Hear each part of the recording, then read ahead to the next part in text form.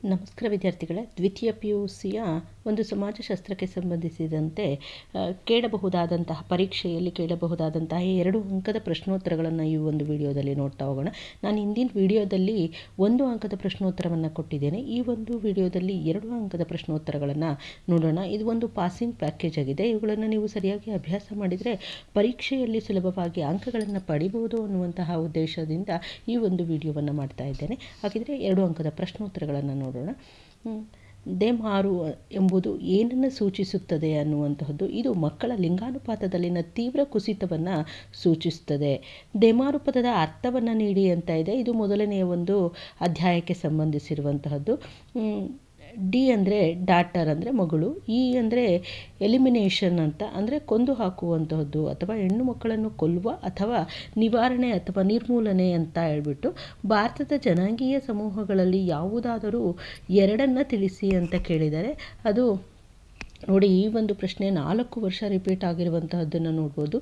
ನಿಗ್ರಿಟೋಗಳು ಅಥವಾ ಮತ್ತೊಂದು ನಾರ್ಡಿಕರು ಅಂತ ಹೇಳ್ಬಿಟ್ಟು. ಮಕ್ಕಳ ಲಿಂಗಾನುಪಾತದ ಕುಸಿಯಲು ಕಾರಣವಾದಂಥ ಯಾವುದಾದ್ರೂ 2 ಅಂಶಗಳನ್ನು ತಿಳಿಸಿ ಅಂತ ಕೇಳಿದರೆ ಅದು ಹೆಣ್ಣು ಶಿಶು ಹತ್ಯೆ, ಗಂಡು ಸಂತಾನದ ಅಭಿಲಾಷೆ, ಪ್ರಸವ ಪೂರ್ವ ಲಿಂಗ ಪತ್ತೆಯ ತಂತ್ರಜ್ಞಾನದ ದುರ್ಬಳಕೆ. ಹಾಗೆ ಭಾರತದ ಜನಸಂಖ್ಯಾ ಶಾಸ್ತ್ರೀಯ ಚಿತ್ರಣದ ಯಾವುದಾದರೂ 2 ಲಕ್ಷಣಗಳನ್ನು ಬರೆಯಿರಿ ಅಂತ ಕೇಳಿದರೆ ಅದು ಜನನ ಪ್ರಮಾಣ ಮತ್ತು ಮರಣ ಪ್ರಮಾಣ, ಭಾರತೀಯ ಜನಸಂಖ್ಯೆಯ ವಯೋರಚನೆ, ಜನಸಂಖ್ಯಾಶಾಸ್ತ್ರದ ವಿಧಗಳನ್ನು ತಿಳಿಸಿರಿ ಅಂತ ಕೇಳಿದರೆ ಅದು ಔಪಚಾರಿಕ ಜನಸಂಖ್ಯಾಶಾಸ್ತ್ರ, ಮತ್ತೊಂದು ಸಾಮಾಜಿಕ ಜನಸಂಖ್ಯಾಶಾಸ್ತ್ರ.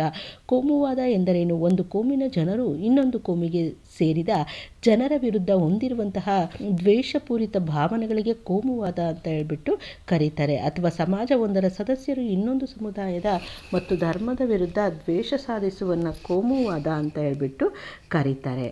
ಹಾಗೆ ಮುಂದಿನದು ಉಗ್ರವಾದ ಎಂದರೇನು ಅಂತ ಇದೆ. ಉದ್ದೇಶವೊಂದನ್ನು ಸಾಧಿಸಿಕೊಳ್ಳಲು ಹಿಂಸಾತ್ಮಕ ಹಾಗೂ ಹಾನಿಕಾರಕ ವಿಧಾನಗಳನ್ನು ಬಳಸುವುದನ್ನು ಉಗ್ರವಾದ ಅಂತ ಹೇಳ್ಬಿಟ್ಟು ಕರೆಯಲಾಗುತ್ತೆ. ಇನ್ನು ಪ್ರಾಂತೀಯವಾದ ಅಂದ್ರೇನು ಅಂತ ಇದೆ. ರಾಷ್ಟ್ರೀಯ ಹಿತಾಸಕ್ತಿಗಳನ್ನು ಅಲಕ್ಷಿಸುವಷ್ಟರ ಮಟ್ಟಿಗೆ ಪ್ರದೇಶವೊಂದರ ಬಗ್ಗೆ ಜನರು ಹೊಂದಿರಬಹುದಾದಂತಹ ಅತಿಯಾದ ನಿಷ್ಠೆಯನ್ನು ಪ್ರಾಂತೀಯವಾದ ಅಂತ ಹೇಳ್ಬಿಟ್ಟು ಕರೀತಾರೆ. ಇನ್ನು ರಾಷ್ಟ್ರೀಯ ಭಾವೈಕ್ಯತೆಯ 2 ಲಕ್ಷಣಗಳನ್ನು ತಿಳಿಸಿ ಅಂತ ಕೇಳಿದರೆ ಒಂದನೇದು ರಾಷ್ಟ್ರೀಯ ಮನೋಭಾವ, ಮತ್ತೊಂದು ರಾಷ್ಟ್ರನಿಷ್ಠೆ. ಭಯೋತ್ಪಾದನೆ ಎಂದರೆ ರಾಜಕೀಯ ಉದ್ದೇಶಗಳಿಗೋಸ್ಕರ ಜನರ ಮನಸ್ಸಿನಲ್ಲಿ ಭಯವನ್ನು ಹುಟ್ಟಿಸುವುದರ ಮೂಲಕ ಸಂಘಟಿಸಿ ಸಮೂಹವೊಂದು ಹಿಂಸಾಚಾರಕ್ಕಿಳಿಯುವುದನ್ನು ಭಯೋತ್ಪಾದನೆ ಅಂತ ಹೇಳ್ಬಿಟ್ಟು ಕರೀತಾರೆ. ಲಿಂಗಾನುಪಾತ ಅಂದರೆ ಏನು ಅಂದರೆ ಪ್ರತಿ 1000 ಪುರುಷರಿಗೆ ಎಷ್ಟು ಜನ ಸ್ತ್ರೀಯರಿದ್ದಾರೆ ಎಂಬುದು ಸೂಚಕವೇ ಲಿಂಗಾನುಪಾತ. ಬಿಮಾರು ಎಂಬುದು ಏನನ್ನು ಸೂಚಿಸುತ್ತದೆ ಅಂದರೆ ಜನಸಂಖ್ಯೆಯಲ್ಲಿನ ಭಾರಿ ಹೆಚ್ಚಳವನ್ನು ಸೂಚಿಸುತ್ತದೆ. BI ಅಂದರೆ ಬಿಹಾರ್ ಅಂತ ಹೇಳ್ಬಿಟ್ಟು, MA ಅಂದರೆ ಮಧ್ಯಪ್ರದೇಶ, R ಅಂದರೆ ರಾಜಸ್ಥಾನ, U ಅಂದರೆ ಉತ್ತರ ಪ್ರದೇಶ. ಹಾಗೆ ರಾಷ್ಟ್ರೀಯ ಭಾವೈಕ್ಯತೆಯನ್ನು ವ್ಯಾಖ್ಯಾನಿಸಿ ಅಂತ ಕೇಳಿದರೆ ಬೆಂಜಮಿನ್ ಅವರ ಪ್ರಕಾರ ಒಂದು ಸಾಮಾನ್ಯ ಅನನ್ಯತೆಯೊಂದಿಗೆ ದೇಶವೊಂದರ ಸಮಸ್ತ ಜನತೆ ಒಂದುಗೂಡುವುದಕ್ಕೆ ರಾಷ್ಟ್ರೀಯ ಭಾವೈಕ್ಯತೆ ಅಂತ ಹೇಳ್ಬಿಟ್ಟು ಕರೀತಾರೆ. ಭಾಷಾವಾದ ಅಂದರೆ ಜನರ ಒಂದು ಭಾಷೆಯ ಬಗೆಗೆ ವಿಶೇಷವಾದ ಮೆಚ್ಚುಗೆ ಹಾಗೂ ಇತರ ಭಾಷೆಯ ಬಗ್ಗೆ ತಿರಸ್ಕಾರ ಅಥವಾ ದ್ವೇಷವನ್ನು ಸಾಧಿಸುವುದಕ್ಕೆ ಭಾಷಾವಾದ ಎನ್ನುವರು. ಇನ್ನು 2ನೆಯ ಅಧ್ಯಾಯಕ್ಕೆ ಸಂಬಂಧಿಸಿದ ಪ್ರಶ್ನೋತ್ತರಗಳು. ಮೊದಲನೆಯದಾಗಿ ಪರಿಶಿಷ್ಟ ಜಾತಿಯವರ ಯಾವುದಾದರೂ 2 ಸಮಸ್ಯೆಗಳನ್ನು ತಿಳಿಸಿ ಅಂತ ಕೇಳಿದರೆ ಅದು ನಾಗರಿಕ ಸಮಸ್ಯೆ, ಧಾರ್ಮಿಕ ಸಮಸ್ಯೆ, ಆರ್ಥಿಕ ಸಮಸ್ಯೆ.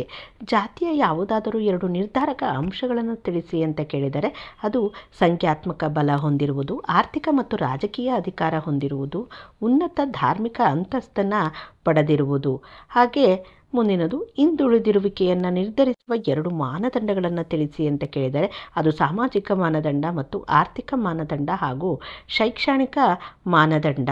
ಕರ್ನಾಟಕದ 2 ಪ್ರಬಲ ಜಾತಿಗಳನ್ನು ಹೆಸರಿಸಿ ಅಂತ ಕೇಳಿದರೆ ಅದು ಲಿಂಗಾಯತ ಮತ್ತು ಒಕ್ಕಲಿಗ. ಯಾವುದಾದರೂ 2 ಸಮಾಜ ಸುಧಾರಣಾ ಆಂದೋಲನಗಳನ್ನು ತಿಳಿಸಿ ಅಂತ ಕೇಳಿದರೆ ಅದು ಬ್ರಹ್ಮ ಸಮಾಜ, ಆರ್ಯ ಸಮಾಜ, ಪ್ರಾರ್ಥನಾ ಸಮಾಜ ಮತ್ತು ರಾಮಕೃಷ್ಣ ಮಿಷನ್. ನೀವು ಯಾವುದಾದ್ರೂ 2 ಬರೆದ್ರೆ ಸಾಕು. ಇನ್ನು ಪ್ರಬಲ ಜಾತಿ ಎಂದರೇನು ಅಂತ ಕೇಳಿದರೆ ML ಶ್ರೀನಿವಾಸರವರ ಪ್ರಕಾರ ಆರ್ಥಿಕ ಇಲ್ಲವೇ ರಾಜಕೀಯ ಸಾಮರ್ಥ್ಯ ಉಳ್ಳವನು ತನ್ನ ಸಾಮಾಜಿಕ ಏಣಿ ಶ್ರೇಣಿಯಲ್ಲಿ ಉಚ್ಚ ಸ್ಥಾನವನ್ನು ಹೊಂದಿದ ಜಾತಿಯನ್ನು ಪ್ರಬಲ ಜಾತಿ ಅಂತ ಹೇಳ್ಬಿಟ್ಟು ಕರೀತಾರೆ. ದಕ್ಷಿಣ ವಲಯದ ಯಾವುದಾದರೂ 2 ಬುಡಕಟ್ಟುಗಳನ್ನು ಹೆಸರಿಸಿ ಅಂತ ಕೇಳಿದರೆ ಒಂದು ಚೆಂಚು, ಕೋಟ, ಕುರುಂಬ, ಕಾಡು ಕುರುಬ, ಜೇನು ಕುರುಬ, ಅಕ್ಕಿ ಪಿಕ್ಕಿ, ಸೋಲಿಗ ಇತ್ಯಾದಿ. ಹಾಗೆ ಕರ್ನಾಟಕದ ಯಾವುದಾದರೂ 2 ಪರಿಶಿಷ್ಟ ಜಾತಿಗಳನ್ನು ತಿಳಿಸಿ ಅಂತ ಕೇಳಿದರೆ ಮಾದರ, ಸಮಗಾರ, ಚಮ್ಮಾರ, ಉದಯ ಇತ್ಯಾದಿ. ಹಾಗೆ ಕರ್ನಾಟಕದ ಯಾವುದಾದರೂ 2 ಪರಿಶಿಷ್ಟ ಪಂಗಡಗಳನ್ನು ಹೆಸರಿಸಿ ಅಂತ ಕೇಳಿದರೆ ಅದು ಕಾಡು ಕುರುಬ, ಜೇನು ಕುರುಬ, ಹಕ್ಕಿ ಪಿಕ್ಕಿ, ಸೋಲಿಗರು. ಹಾಗೆ ಬುಡಕಟ್ಟು ಪಂಗಡದ 3 ವಲಯಗಳನ್ನು ತಿಳಿಸಿ ಅಂತ ಕೇಳಿದರೆ ಒಂದು ಉತ್ತರದ ಈಶಾನ್ಯ ವಲಯ, ಮತ್ತೊಂದು ಮಧ್ಯ ವಲಯ, ಮತ್ತೊಂದು ದಕ್ಷಿಣ ವಲಯ. ಸಾಮಾಜಿಕ ಅಸಮಾನತೆ ಎಂದರೇನು? ಸಾಮಾಜಿಕ ಸಂಪನ್ಮೂಲಗಳನ್ನು ಪಡೆಯಬಹುದಾದಂತಹ ಮಾರ್ಗಗಳ ಅಸಮಾನ ಹಂಚಿಕೆಯನ್ನು ಸಾಮಾಜಿಕ ಅಸಮಾನತೆ ಅಂತ ಹೇಳ್ಬಿಟ್ಟು ಕರೀತಾರೆ. ಸಾಮಾಜಿಕ ಹೊರಗುಳಿಯುವಿಕೆ ಎಂದರೇನು ಅಂತ ಇದೆ. ವ್ಯಕ್ತಿಗಳು ಸಮಾಜದಲ್ಲಿ ಸಂಪೂರ್ಣವಾಗಿ ತೊಡಗಿಸಿಕೊಳ್ಳುವಿಕೆಯನ್ನು ನಿರ್ಬಂಧಿಸುವಂತಹ ಮಾರ್ಗಗಳಿಗೆ ಸಾಮಾಜಿಕ ಹೊರಗುಳಿಯುವಿಕೆ ಅಂತ ಹೇಳ್ಬಿಟ್ಟು ಕರೀತಾರೆ. ಹಾಗೆ ಮುಂದಿನದು, ಸ್ವಾತಂತ್ರ್ಯ ಪೂರ್ವದಲ್ಲಿ ಜಾತಿ ವ್ಯವಸ್ಥೆಯಲ್ಲಿ ಬದಲಾವಣೆ ತಂದ 2 ಶಾಸನಗಳನ್ನು ಹೆಸರಿಸಿ ಅಂತ ಕೇಳಿದರೆ ಅದು ಜಾತಿ ದೌರ್ಬಲ್ಯಗಳ ನಿವಾರಣಾ ಶಾಸನ, ಮತ್ತೊಂದು ವಿಶೇಷ ವಿವಾಹ ಶಾಸನ, ಅದು 1872. ಇನ್ನು ಜಾತಿಯನ್ನು ವ್ಯಾಖ್ಯಾನಿಸಿ ಅಂತ ಕೇಳಿದರೆ ಹರ್ಬರ್ಟ್ ರಿಸ್ಲೆ ಪ್ರಕಾರ ಸಾಮಾನ್ಯ ಹೆಸರು ಪುರಾಣ ಪುರುಷನೊಬ್ಬನ ಮೂಲವುಳ್ಳ ವಂಶಾವಳಿಯ ಆಧಾರ ಒಂದೇ ವೃತ್ತಿಯನ್ನು ಕೈಗೊಳ್ಳುವ ಏಕರೂಪಿ ಸಮುದಾಯವಾಗಿದೆ. ಅಧ್ಯಾಯ 3 ಒಳಗೊಳ್ಳುವಿಕೆಯ ಕಾರ್ಯತಂತ್ರಗಳು ಅನ್ನುವಂಥದ್ದು. ಈ ಒಂದು ಅಧ್ಯಾಯಕ್ಕೆ ಸಂಬಂಧಿಸಿದಂತಹ 2 ಅಂಕದ ಪ್ರಶ್ನೋತ್ತರಗಳನ್ನು ನೋಡೋಣ. ಲಿಂಗ ಮತ್ತು ಲಿಂಗತ್ವವನ್ನು ವ್ಯಾಖ್ಯಾನಿಸಿ ಅಂತ ಕೇಳಿದರೆ ಲಿಂಗ ಅಂದರೆ ಸ್ತ್ರೀ ಪುರುಷರಲ್ಲಿ ವ್ಯತ್ಯಾಸ ಕಲ್ಪಿಸುವಂತಹ ಒಂದು ಜೈವಿಕ ಅಂಶ. ಲಿಂಗತ್ವ ಅಂದರೆ ಯಾವುದೇ ವ್ಯಕ್ತಿ ಸ್ತ್ರೀ ಅಥವಾ ಪುರುಷನಾಗಿರುವುದಕ್ಕೆ ಸಮಾಜದ ಸದಸ್ಯರು ಆರೋಪಿಸುವಂತಹ ವ್ಯಕ್ತಿಗತ ಗುಣಗಳು ಮತ್ತು ಸಾಮಾಜಿಕ ಸ್ಥಾನಮಾನಕ್ಕೆ ಲಿಂಗತ್ವ ಎನ್ನುವರು. ಸ್ತ್ರೀ ಶಕ್ತಿಯ 2 ಗುರಿಗಳನ್ನು ಬರೆಯಿರಿ ಅಂತ ಕೇಳಿದರೆ ಅಥವಾ ಸ್ತ್ರೀ ಶಕ್ತಿಯ 2 ಉದ್ದೇಶಗಳನ್ನು ತಿಳಿಸಿ ಅಂತ ಕೇಳಿದರೆ ಅದು ಗ್ರಾಮೀಣ ಮಹಿಳೆಯರ ಆರ್ಥಿಕ ಅಭಿವೃದ್ಧಿಯನ್ನು ಬಲಪಡಿಸುವುದು ಮತ್ತು ಸಾಮಾಜಿಕ ಬದಲಾವಣೆಯ ಅಗತ್ಯ ವಾತಾವರಣವನ್ನು ನಿರ್ಮಿಸುವಂತಹದ್ದು. ಆದಾಯ ತರಬಲ್ಲ ಚಟುವಟಿಕೆಗಳಲ್ಲಿ ತೊಡಗಿಸಿ ಆರ್ಥಿಕ ಭದ್ರತೆ ನೀಡುವ ಮೂಲಕ ಗ್ರಾಮೀಣ ಮಹಿಳೆಯರ ಆದಾಯ ಮಟ್ಟವನ್ನು ಹೆಚ್ಚಿಸುವಂತಹ. ಹಾಗೆ ಮಹಿಳೆಯರ ಸ್ವಾವಲಂಬಿಗಳಾಗುವಂತೆ ಮಾಡುವ ಸಾಲ ನೀಡುವ ತತ್ವಗಳ ಆಧಾರದ ಮೇಲೆ ಸ್ವಸಹಾಯ ಸಂಘಗಳನ್ನು ರಚಿಸುವುದು. ಸಂಘದ ಸದಸ್ಯರಿಗೆ ವಿವಿಧ ಇಲಾಖೆಗಳ ಯೋಜನೆಗಳ ಲಾಭ ಮತ್ತು ಸಾಲ ಲಭಿಸುವಂತಹ ಅವಕಾಶವನ್ನು ಕಲ್ಪಿಸುವುದು. ಸೂಕ್ಷ್ಮ ಹಣಕಾಸಿನ 2 ಲಕ್ಷಣಗಳನ್ನು ಬರೆಯಿರಿ ಅಂತ ಕೇಳಿದರೆ ಇಲ್ಲಿ 4 ಕೊಡಲಾಗಿದೆ, ನೀವು ಕೇವಲ 2 ಬರೆದ್ರೆ ಸಾಕು. ಭದ್ರತೆ ಇಲ್ಲದ ಸಾಲ, ಬಡತನ ರೇಖೆಯ ಕೆಳಗಿರುವವರಿಗೆ ಸಾಲ ನೀಡುವುದು. ಸ್ವಸಹಾಯ ಸಂಘಗಳ ಸದಸ್ಯರು ಕೂಡ ಸೂಕ್ಷ್ಮ ಹಣಕಾಸಿನ ಲಾಭವನ್ನು ಪಡೆಯುವಂಥದ್ದು. ಸೂಕ್ಷ್ಮ ಹಣಕಾಸಿನಲ್ಲಿ ಪಡೆಯುವ ಗರಿಷ್ಠ ಸಾಲದ ಮೊತ್ತವು ಕಡಿಮೆ ಪ್ರಮಾಣದ್ದಾಗಿರುತ್ತದೆ. ಇನ್ನು ಮಹಿಳಾ ಸಬಲೀಕರಣವನ್ನು ವ್ಯಾಖ್ಯಾನಿಸಿ ಅಂತ ಕೇಳಿದರೆ ಇದು ಮಹಿಳೆಯರನ್ನು ಸಬಲಗೊಳಿಸಲು ಅಥವಾ ಅಧಿಕಾರ ಕೊಡುವುದನ್ನು ಸೂಚಿಸುತ್ತದೆ. ಮಹಿಳೆಯರಿಗೆ ಸಮಾನ ಅವಕಾಶ, ಹಕ್ಕುಗಳು, ಸೌಲಭ್ಯಗಳು ಮತ್ತು ಸ್ವಾತಂತ್ರ್ಯವನ್ನು ನೀಡಿ ಸಬಲಗೊಳಿಸುವಂತಹದ್ದು. ಸೂಕ್ಷ್ಮ ಹಣಕಾಸು ಎಂದರೇನು ಅಂತ ಇದೆ. ಬಡ ಮತ್ತು ಕಡಿಮೆ ಆದಾಯವುಳ್ಳ ಕುಟುಂಬಗಳಿಗೆ ಉಳಿತಾಯ ಖಾತೆಗಳು, ಜೀವ ವಿಮಾ ನಿಧಿ ಮತ್ತು ಸಾಲ ಮುಂತಾದ ಆರ್ಥಿಕ ಸೇವೆಗಳನ್ನು ನೀಡಿ ಅವರ ಆದಾಯವನ್ನು ಹೆಚ್ಚಿಸಿ ಜೀವಮಟ್ಟವನ್ನು ಸುಧಾರಿಸಲು ನೆರವಾಗುವಂಥದ್ದೇ ಸೂಕ್ಷ್ಮ ಹಣಕಾಸು. ಸ್ತ್ರೀ ಶಕ್ತಿ ಎಂದರೇನು? 2000ರಿಂದ 2001 ಸಾಲಿನಲ್ಲಿ ಗ್ರಾಮೀಣ ಮಹಿಳೆಯರನ್ನು ಸಬಲೀಕರಣಗೊಳಿಸುವ ಮತ್ತು ಸ್ವಾವಲಂಬಿಗಳನ್ನಾಗಿ ಮಾಡುವ ಉದ್ದೇಶದಿಂದ ರಚಿಸಲಾದಂತಹ ಗುಂಪಿಗೆ ಸ್ತ್ರೀ ಶಕ್ತಿ ಅಂತ ಹೇಳ್ಬಿಟ್ಟು ಕರೆಯಲಾಗುತ್ತೆ. 4ನೇ ಒಂದು ಅಧ್ಯಾಯ ಭಾರತದಲ್ಲಿ ಕುಟುಂಬ ಅನ್ನುವಂಥದ್ದು. ಈ ಒಂದು ಅಧ್ಯಾಯಕ್ಕೆ ಸಂಬಂಧಿಸಿದಂತೆ ಇಂಪಾರ್ಟೆಂಟ್ ಆಗಿರುವಂತಹ 2 ಅಂಕದ ಪ್ರಶ್ನೋತ್ತರಗಳನ್ನು ನೋಡೋಣ. ಅವಿಭಕ್ತ ಕುಟುಂಬದ ಯಾವುದಾದರೂ 2 ಅನಾನುಕೂಲತೆಗಳನ್ನು ತಿಳಿಸಿ ಅಂತ ಕೇಳಿದರೆ ಈ ಒಂದು ಅವಿಭಕ್ತ ಕುಟುಂಬದಿಂದ ಏನೇನು ಅನಾನುಕೂಲತೆಗಳು ಆಗುತ್ತೆ ಅಂದರೆ ಸೋಮಾರಿತನವನ್ನು ಪ್ರೋತ್ಸಾಹಿಸುತ್ತದೆ, ಹಾಗೆ ವ್ಯಕ್ತಿತ್ವದ ಬೆಳವಣಿಗೆಯಲ್ಲಿ ಅಡಚಣೆಯನ್ನು ಉಂಟು ಮಾಡುತ್ತದೆ ಮತ್ತು ಅತಿ ಸಂತಾನಕ್ಕೆ ಪ್ರೋತ್ಸಾಹವನ್ನು ನೀಡುತ್ತೆ. ಇನ್ನು ಇರಾವತಿ ಕರ್ವೆ ಅವರ ಅವಿಭಕ್ತ ಕುಟುಂಬದ ವ್ಯಾಖ್ಯೆಯನ್ನು ಬರೆಯಿರಿ ಅಂತ ಕೇಳಿದರೆ ಒಂದೇ ಮನೆಯಲ್ಲಿ ವಾಸಿಸುವಂತಹ, ಒಂದೇ ಅಡುಗೆ ಮನೆಯಲ್ಲಿ ತಯಾರಿಸಿದ ಆಹಾರ ಸೇವಿಸುವಂತಹ, ಹಾಗೆ ಆಸ್ತಿಪಾಸ್ತಿಗಳಲ್ಲಿ ಸಮಾನವಾದ ಅಧಿಕಾರ ಪಡೆದಿರುವಂತಹ, ಒಂದು ಧಾರ್ಮಿಕ ಕಾರ್ಯಗಳಲ್ಲಿ ಸಾಮೂಹಿಕವಾಗಿ ಭಾಗವಹಿಸುವಂತಹ ರಕ್ತ ಸಂಬಂಧಿಗಳ ಗುಂಪಿಗೆ ಅವಿಭಕ್ತ ಕುಟುಂಬ ಅಂತ ಹೇಳ್ಬಿಟ್ಟು ಕರೀತಾರೆ. ಅವಿಭಕ್ತ ಕುಟುಂಬದ 2 ಅನುಕೂಲಗಳನ್ನು ತಿಳಿಸಿ ಅಂತ ಕೇಳಿದರೆ ಅದು ಆರ್ಥಿಕ ಅನುಕೂಲತೆ, ಇನ್ನು ಸದಸ್ಯರ ಸಂರಕ್ಷಣೆ ಮತ್ತು ವ್ಯಕ್ತಿತ್ವದ ವಿಕಾಸ. ಇನ್ನು ಅವಿಭಕ್ತ ಕುಟುಂಬದ ಪ್ರಕಾರಗಳನ್ನು ತಿಳಿಸಿ ಅಂತ ಕೇಳಿದರೆ ಒಂದು ಪಿತೃಪ್ರಧಾನ ಅವಿಭಕ್ತ ಕುಟುಂಬ, ಮತ್ತೊಂದು ಮಾತೃಪ್ರಧಾನ ಅವಿಭಕ್ತ ಕುಟುಂಬ. ಇದು ನೋಡಿ 3 ವರ್ಷ ಈ ಒಂದು ಪ್ರಶ್ನೆ ರಿಪೀಟ್ ಆಗಿರುವಂತಹದ್ದನ್ನು ನೋಡಬಹುದು. ಹಾಗೆ ಅವಿಭಕ್ತ ಕುಟುಂಬದ ಮೇಲೆ ಪ್ರಭಾವ ಬೀರಿದ 2 ಸಾಮಾಜಿಕ ಶಾಸನಗಳನ್ನು ಹೆಸರಿಸಿ ಅಂತ ಕೇಳಿದರೆ, ಹಿಂದೂ ವಿಧವಾ ಪುನರ್ವಿವಾಹ ಕಾಯ್ದೆ ಅದು 1856ರಲ್ಲಿ ಪ್ರಾರಂಭವಾಯಿತು. ಇನ್ನು ಹಿಂದೂ ವಿವಾಹ ಕಾಯ್ದೆ 1955ರಲ್ಲಿ, ಮತ್ತು ಹಿಂದೂ ಉತ್ತರಾಧಿಕಾರಿ ಕಾಯ್ದೆ 1956. ಹಾಗೆ ಮಾತೃಪ್ರಧಾನ ಅವಿಭಕ್ತ ಕುಟುಂಬ ಎಂದರೇನು ಅಂತ ಇದೆ.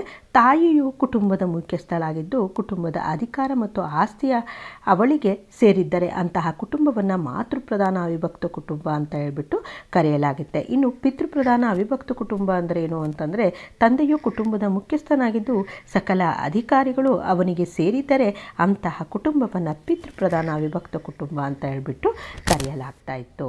ಇಷ್ಟು 4ನೆಯ ಒಂದು ಅಧ್ಯಾಯ ಆದರೆ, ಇನ್ನು ಮುಂದಿನದು 5ನೆಯ ಅಧ್ಯಾಯಕ್ಕೆ ಸಂಬಂಧಿಸಿದಂಥ 2 ಅಂಕದ ಪ್ರಶ್ನೋತ್ತರಗಳು. ಭಾರತೀಯ ಗ್ರಾಮಗಳ ಬದಲಾವಣೆ ಮತ್ತು ಅಭಿವೃದ್ಧಿ ಮತ್ತು ಭಾರತದ ನಾಗರೀಕರಣ ಅನ್ನುವಂತಹದ್ದು 2 ಅಂಕದ ಪ್ರಶ್ನೋತ್ತರಗಳನ್ನು ನೋಡ್ತಾ ಹೋಗೋಣ. ಕೊಳಚೆ ಪ್ರದೇಶದ ಯಾವುದಾದರೂ 2 ಲಕ್ಷಣಗಳನ್ನು ತಿಳಿಸಿ ಅಂತ ಕೇಳಿದರೆ, ಅದು ವಾಸಕ್ಕೆ ಯೋಗ್ಯವಲ್ಲದಂತಹ ಕಟ್ಟಡಗಳು, ಹಾಗೆ ಅತಿಯಾದಂತಹ ಜನಸಾಂದ್ರತೆ. ಹಸಿರು ಕ್ರಾಂತಿ ಎಂದರೇನು ಅಂತ ಇದೆ. ಅಧಿಕ ಇಳುವರಿಯ ತಳಿಗಳು, ರಾಸಾಯನಿಕ ಗೊಬ್ಬರಗಳು, ಕ್ರಿಮಿನಾಶಕಗಳು ಹಾಗೂ ನೀರಾವರಿ ಸೌಕರ್ಯಗಳನ್ನು ಸಮರ್ಥವಾಗಿ ಬಳಸಿಕೊಂಡು ಕೃಷಿ ಉತ್ಪನ್ನವನ್ನು ಹೆಚ್ಚಿಸಲು ತೆಗೆದುಕೊಂಡಂತಹ ಕಾರ್ಯಕ್ರಮವನ್ನು ಹಸಿರು ಕ್ರಾಂತಿ ಅಂತ ಹೇಳ್ಬಿಟ್ಟು ಕರೆಯಲಾಗ್ತಾ ಇತ್ತು. ಇನ್ನು ಭಾರತೀಯ ಗ್ರಾಮಗಳ 2 ಲಕ್ಷಣಗಳನ್ನು ತಿಳಿಸಿ ಅಂತ ಕೇಳಿದರೆ, ಅದು ಚಿಕ್ಕ ಗಾತ್ರ, ನೆರೆಹೊರೆಯ ಸಂಬಂಧ ಮತ್ತು ಕೃಷಿ ಪ್ರಧಾನ ಉದ್ಯೋಗ. ಹಾಗೆ ಭಾರತೀಯ ನಗರಗಳ 2 ಪ್ರಮುಖ ಸಮಸ್ಯೆಗಳನ್ನು ತಿಳಿಸಿ ಅಂತ ಕೇಳಿದರೆ, ಅದು ಜನದಟ್ಟಣೆ ಮತ್ತು ಕೊಳಚೆ ಪ್ರದೇಶ ಹಾಗೂ ಮೂಲಭೂತ ಸೌಕರ್ಯಗಳ ಕೊರತೆ. ಹಾಗೆ 5ನೆಯದು ಗ್ರಾಮ ಪಂಚಾಯಿತಿಯ 2 ಕಾರ್ಯಗಳನ್ನು ತಿಳಿಸಿ ಅಂತ ಕೇಳಿದರೆ, ಅದು ಕುಡಿಯುವ ನೀರನ್ನು ಪೂರೈಸುವಂಥದ್ದು, ಹಾಗೆ ಸಣ್ಣ ನೀರಾವರಿಯ ನಿರ್ವಹಣೆ. ಮುಂದಿನದು ಯಾವುದಾದರೂ 2 ಗ್ರಾಮೀಣ ಅಭಿವೃದ್ಧಿಯ ಕಾರ್ಯಕ್ರಮಗಳನ್ನು ತಿಳಿಸಿ ಅಂತ ಕೇಳಿದರೆ, ಅದು ಸಮಗ್ರ ಗ್ರಾಮೀಣ ಅಭಿವೃದ್ಧಿಯ ಯೋಜನೆ, ಹಾಗೆ ಸಮುದಾಯ ಅಭಿವೃದ್ಧಿಯ ಯೋಜನೆ. ಕೊಳಚೆ ಪ್ರದೇಶಗಳ ಬೆಳವಣಿಗೆಗೆ ಕಾರಣವಾದಂತಹ 2 ಅಂಶಗಳನ್ನು ಬರೆಯಿರಿ ಅಂತ ಕೇಳಿದರೆ, ಅದು ನಗರ ಜೀವನದ ಶೈಲಿ ಮತ್ತು ವಸತಿ ಬೇಡಿಕೆಗೆ ಅನುಗುಣವಾಗಿ ಪೂರೈಸಲಾಗದಂತಹ ಸ್ಥಿತಿ ಮತ್ತು ಹೆಚ್ಚಿನ ಜನಸಾಂದ್ರತೆ.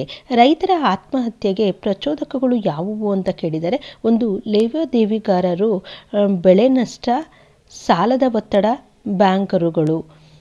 ಹಾಗೆ ಕೊಳಚೆ ಪ್ರದೇಶ ಎಂದರೇನು ಅಂತ ಕೇಳಿದರೆ, ಶಿಥಿಲ ಕಟ್ಟಡಗಳು, ಜನದಟ್ಟಣೆ, ಕಿರಿದಾದಂತಹ ರಸ್ತೆಗಳು, ಶೌಚಾಲಯ ಮತ್ತು ಸ್ನಾನಗೃಹಗಳ ಅಭಾವ, ಸಮುದಾಯ ಸೌಲಭ್ಯಗಳ ಕೊರತೆ ಇಂತಹ ಲಕ್ಷಣಗಳನ್ನು ಹೊಂದಿರುವಂತಹ ಪ್ರದೇಶಕ್ಕೆ ಕೊಳಚೆ ಪ್ರದೇಶ ಅಂತ ಹೇಳ್ಬಿಟ್ಟು ಕರೀತಾರೆ. ಇಷ್ಟು 5ನೇ ಅಧ್ಯಾಯಕ್ಕೆ ಸಂಬಂಧಿಸಿದಂತೆ ಇರುವಂತಹ 2 ಅಂಕದ ಪ್ರಶ್ನೋತ್ತರಗಳು. 6ನೆಯ ಒಂದು ಅಧ್ಯಾಯ ಮಾರುಕಟ್ಟೆ ಮತ್ತು ಸಂವಹನ ಸಮಸ್ಯೆಗಳು ಅನ್ನುವಂಥದ್ದು. ಈ ಒಂದು ಅಧ್ಯಾಯಕ್ಕೆ ಸಂಬಂಧಿಸಿದಂತಹ 2 ಅಂಕದ ಪ್ರಶ್ನೋತ್ತರಗಳನ್ನು ನೋಡೋಣ. ಅಗೋಚರ ಮಾರುಕಟ್ಟೆ ಎಂದರೇನು ಅಂತ ಕೇಳಿದರೆ, ಆನ್ಲೈನ್ ಮಾಹಿತಿ ಮೂಲಕ ಸಂವಹನ ತಂತ್ರಜ್ಞಾನವನ್ನು ಬಳಸಿಕೊಂಡು ವ್ಯಾಪಾರ ವಹಿವಾಟುಗಳು ನಡೆಯುವಂತಹ ಕ್ರಿಯೆಗೆ ಅಗೋಚರ ಮಾರುಕಟ್ಟೆ ಅಂತ ಹೇಳ್ಬಿಟ್ಟು ಕರೆಯಲಾಗುತ್ತೆ. ಇನ್ನು ಮ್ಯಾಕ್ಡೊನಾಲ್ಡಿಕರ್ ಎಂದರೇನು ಅಂತ ಕೇಳಿದರೆ, ಅದು ಮ್ಯಾಕ್ಡೊನಾಲ್ಡ್ ಎಂಬ ಹೆಸರಿನ ಅಮೇರಿಕದ ಕಂಪನಿಯೊಂದು ಫಾಸ್ಟ್ ಫುಡ್ ರೆಸ್ಟೋರೆಂಟ್ ಎಂಬುದನ್ನು ಸ್ಥಾಪಿಸಿ ಆಹಾರೋದ್ಯಮದಲ್ಲಿ ಕ್ರಾಂತಿಯನ್ನು ಸೃಷ್ಟಿಸಿತು.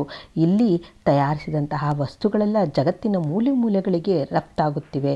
ಇದಕ್ಕೆ ಮ್ಯಾಕ್ಡೊನಾಲ್ಡೀಕರಣ ಅಂತ ಹೇಳ್ಬಿಟ್ಟು ಕರೀತಾರೆ. ಯಾವುದಾದರೂ 2 ಆನ್ಲೈನ್ ತಾಣಗಳನ್ನು ಹೆಸರಿಸಿ ಅಂತ ಕೇಳಿದರೆ, ಒಂದು Amazon.com, ಹಾಗೆ Flipkart.com ಮತ್ತು eBay.com ಅನ್ನುವಂತಹದ್ದು.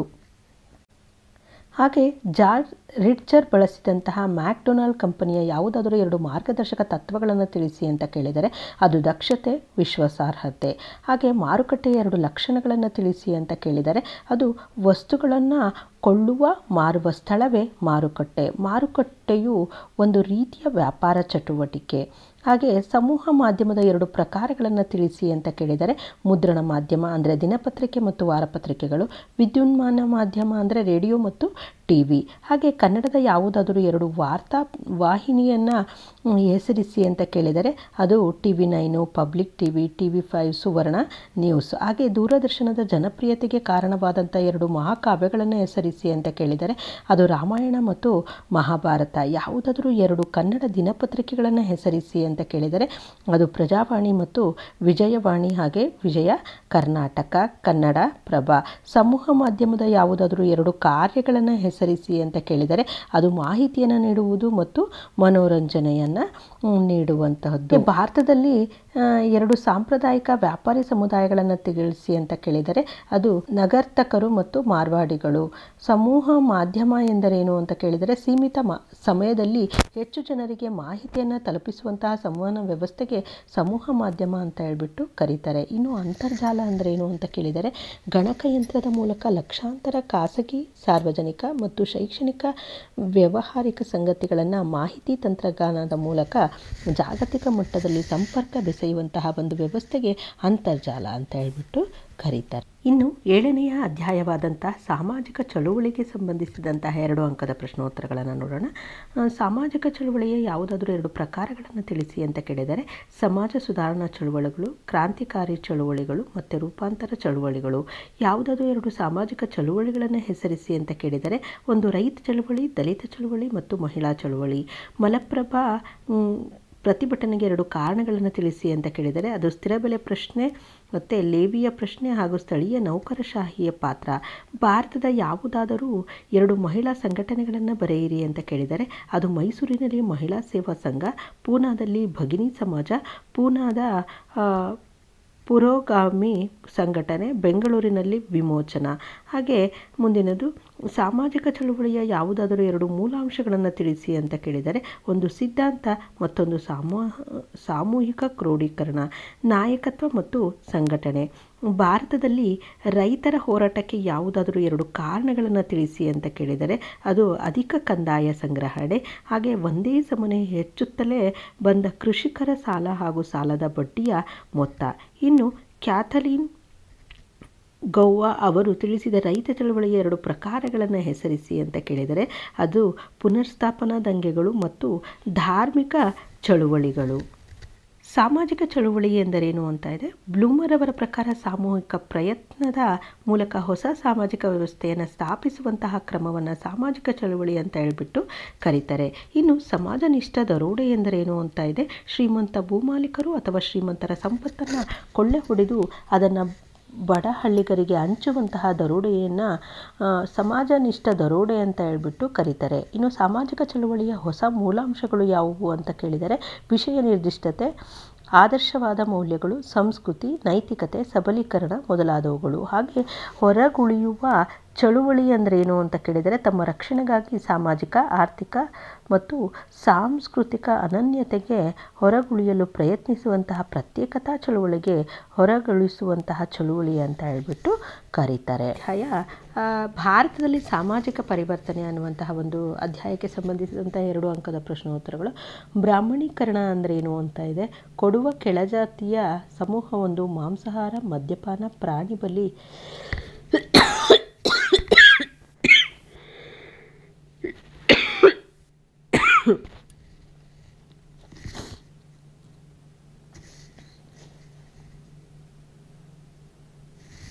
ಬ್ರಾಹ್ಮಣೀಕರಣ ಅಂದ್ರೇನು ಅಂತ ಇದೆ. ಕೊಡುವ ಕೆಳಜಾತಿಯ ಸಮೂಹವೊಂದು ಮಾಂಸಾಹಾರ, ಮದ್ಯಪಾನ, ಪ್ರಾಣಿ ಬಲಿ ಮುಂತಾದವುಗಳನ್ನು ಬಿಟ್ಟು ಮೇಲ್ಜಾತಿಯ ಬ್ರಾಹ್ಮಣರ ನೀತಿ ಊಟೋಪಚಾರ ಜೀವನ ವಿಧಾನವನ್ನು ಅನುಸರಿಸತೊಡಗಿದರು.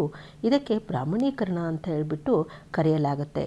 ಇನ್ನು ಸಂಸ್ಕೃತಾನುಕರಣವನ್ನು ವ್ಯಾಖ್ಯಾನಿಸಿ ಅಂತ ಕೇಳಿದರೆ ಡಾಕ್ಟರ್ MN ಶ್ರೀನಿವಾಸರವರ ಪ್ರಕಾರ ಕೆಳ ಹಿಂದೂ ಜಾತಿ ಅಥವಾ ಇತರ ಸಮೂಹ ತನ್ನ ಪದ್ಧತಿಯ ಸಂಸ್ಕಾರ ಮತ್ತು ಜೀವನ ವಿಧಾನವನ್ನು ಉನ್ನತ ಜಾತಿಯ ಅಥವಾ ದ್ವಿಜರ ನೀತಿಗಳಿಗೆ ಅನುಸಾರವಾಗಿ ಬದಲಾಗುವಂತಹ ಒಂದು ಪ್ರಕ್ರಿಯೆಗೆ ಸಂಸ್ಕೃತಾನುಕರಣ ಅಂತ ಹೇಳ್ಬಿಟ್ಟು ಕರೀತಾರೆ. ಇನ್ನು ಪಾಶ್ಚಾತ್ಯೀಕರಣವನ್ನು ವ್ಯಾಖ್ಯಾನಿಸಿ ಅಂತ ಕೇಳಿದರೆ ನೋಡಿ, ಈ ಒಂದು ಪ್ರಶ್ನೆಯನ್ನು 3 ವರ್ಷ ರಿಪೀಟ್ ಆಗಿರುವಂತಹದ್ದನ್ನು ನೋಡ್ಬೋದು. ಡಾಕ್ಟರ್ MN ಶ್ರೀನಿವಾಸರವರ ಪ್ರಕಾರ ಸುಮಾರು 150 ವರ್ಷಗಳ ಬ್ರಿಟಿಷ್ ಆಳ್ವಿಕೆಯ ಪ್ರಭಾವದಿಂದ ಭಾರತದ ಸಾಮಾಜಿಕ ಸಂರಚನೆಯಲ್ಲಿ ಸಂಭವಿಸಿರುವಂತಹ ಹಾಗೂ ತಂತ್ರಜ್ಞಾನ ಸಂಸ್ಥೆಗಳು ಮತ್ತು ಸಾಮಾಜಿಕ ಮೌಲ್ಯಗಳಲ್ಲಿ ಕಂಡುಬರುವಂತಹ ಪರಿವರ್ತನೆಗಳು ಅಂತ ಹೇಳ್ಬಿಟ್ಟು ಹೇಳಲಾಗುತ್ತೆ. ಇನ್ನು ಆಧುನೀಕರಣವನ್ನು ವ್ಯಾಖ್ಯಾನಿಸಿ ಅಂತ ಕೇಳಿದರೆ ಡೇನಿಯಲ್ ಲರ್ನರ್ ಪ್ರಕಾರ ಕಡಿಮೆ ಅಭಿವೃದ್ಧಿ ಹೊಂದಿರುವಂತಹ ದೇಶಗಳು ಹೆಚ್ಚು ಅಭಿವೃದ್ಧಿ ಹೊಂದಿದ ದೇಶಗಳ ಸಾಮಾನ್ಯ ಗುಣಲಕ್ಷಣಗಳನ್ನು ಸ್ವೀಕರಿಸಿಕೊಳ್ಳುವ ಪ್ರಕ್ರಿಯೆಗೆ ಆಧುನೀಕರಣ ಅಂತ ಹೇಳ್ಬಿಟ್ಟು